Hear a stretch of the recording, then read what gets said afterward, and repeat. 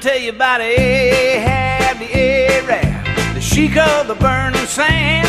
He had emeralds and rubies just dripping off of him, had a ring on every finger of his hand. He wore a big old turban wrapped around his head, scimitar by his side.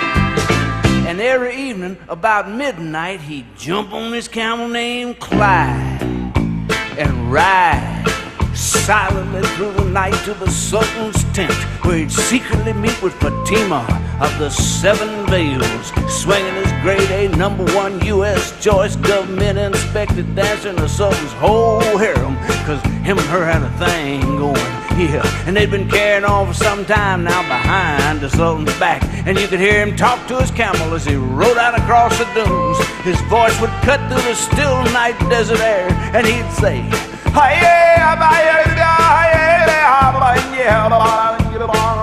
which is Arabic for whoa, baby. And Clyde say,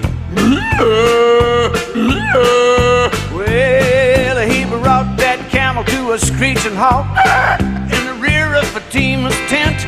Jumped off Clyde, snuck around the corner, into the tent he went.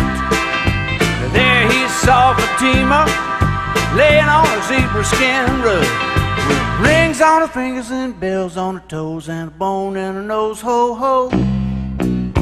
There she was, friends, lying there in all her radiant beauty, eating on a raisin, grape, apricot, pomegranate, bowl of chitlins, 2 bananas, 3 candy bars, sipping on an ice cold Coca-Cola, listening to her transistor and singing, does your chewing gum lose its flavor? Ahab walked up to her, looked down into her eyes, and tenderly he said,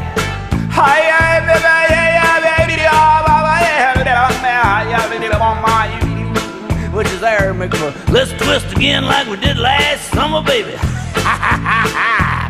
She looked up at him off the rug, flapped them big old eyelashes, and she'd say,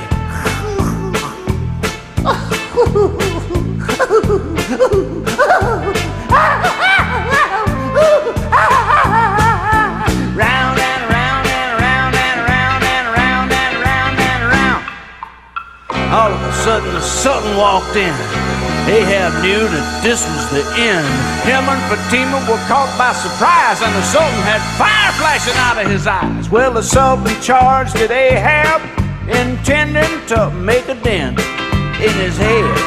But he fled with Fatima, and out of the tent they went. They jumped on Clyde, started to ride, cutting out across the sand, with the Sultan's whole army in hot pursuit. On and on they ran. Well, to make a long story short, they got away, because there wasn't no animal alive what could keep up with Clyde once he got started, because he was the fastest steed on the whole desert, babies. Anyway, they made it across the border, where Ahab hocked all his rubies and emeralds and bought him a swinging little split-level pad, and they lived happily ever after. And that's the story about Ahab the Arab, the sheik of the burning sand. Ahab the Arab, the sheik of the burning sand.